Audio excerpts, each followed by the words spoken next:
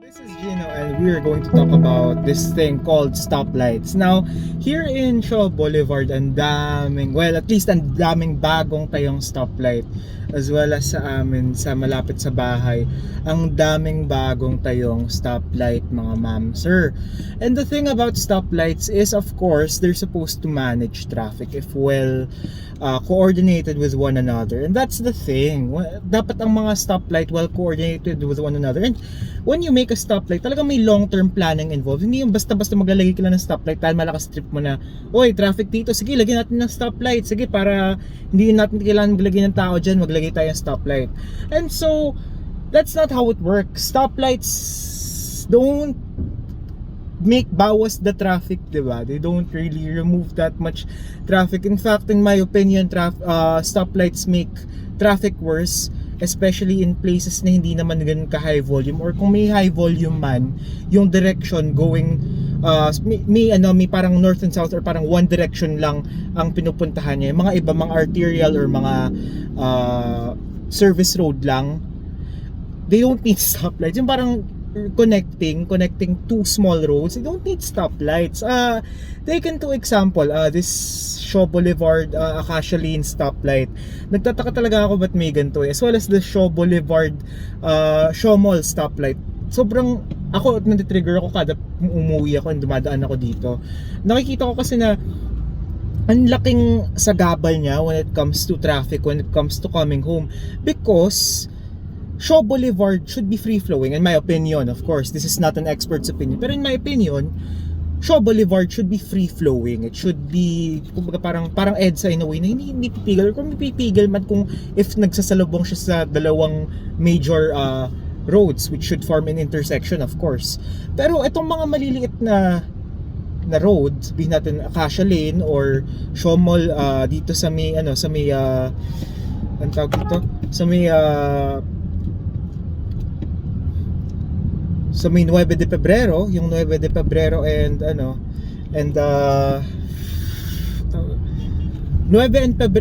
de Pebrero and Shaw, they should remove that stoplight because you don't really need that, because what are you trying to, there's very little volume of traffic coming from 9 and going to 9 de Pebrero as opposed to this Shaw Boulevard, which is always or most of the time has high traffic, has high traffic density. So in my opinion, let's make bawas the stoplight. And also there is this thing in international traffic that you shouldn't put two stoplights too close to one another. Take into account again the same stoplight in Shaw Boulevard. Right now I'm traversing it. We're going through the second stoplight, which is right across the 9 de Pebrero and Shaw stoplight, and this is Acacia Lane and Shaw stoplight. In my opinion, kalokohan yung stoplight na to kasi it's not even 100 meters, or siguro 100 meters pa lang. Parang alam ko, as far as I know, dapat 200 meters ang standard niyan, ang pagitan ng dalawa. More than 200 meters dapat. And yeah, and again, this is not an expert's opinion, and I'd love to be more informed about this. Maybe traffic lights cause less deaths for all I know, pero you're also parang, removing so much life out of people. And in my opinion rin, when it comes to intersections, a lot of people, when it comes to vehicle intersections on the road, ang tao for the most part marunong magbigay. Ang mga tao for the most part, maraming ngusu-ngusuan, pero it's still a lot faster in my opinion than it is to have a stoplight, kasi nga everything just keeps flowing. Now yung mga left turn yun na lang mahirap, pero siguro ang isang solution could be to make a mini roundabout. I think for cases such as this, the Acacia Lane Shaw Boulevard route, a mini roundabout would serve this route best. Yun talaga ang naiisip ko. Kasi kalokohan na, for example, this stoplight is currently red and ngayon mag-green na siya. Okay, so ang nangyayari kasi dito is that the right turning lane naka-red din.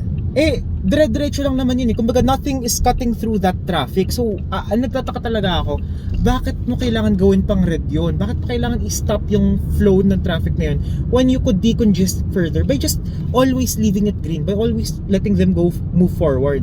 Yung turning left, siguro yun na lang ang i-cut natin or yun na lang ang i-pause natin. Basta, when it comes to always turning right, let vehicle traffic flow. That's my opinion. That's my thoughts on that. So this is not an expert's opinion, but again, wala lang. You just have to think about all of these. That traffic lights aren't the solution to every problem, and they're costly and expensive, and they're a nuisance to the taxpayer when you can use that money for other purposes instead of building stoplights. I would argue that removing stoplights, especially in non-high volume places na lalo na kung sobrang dikit, it would help out traffic a lot. I would argue that actually. Every single sim game in the world. I'm not basing it off of that. Pero every single simulation game points out the fact that traffic lights make your journey a lot longer. Unless sobrang swerte mo na lahat green. That's the only exception. Unless you're a VIP na pwede mong i-control na laging green. So, yun. So those are my 2 cents on traffic lights. Stay tuned for more videos, and this has been not an expert's opinion. Thank you guys. Thank you for listening to Gina. See you guys in the next vid. Bye bye. The thing is with wireless connections, it's easy for it to get caught up in between walls and between tree branches. And we'll try to see if it has any semblance of working or if the water is leaking.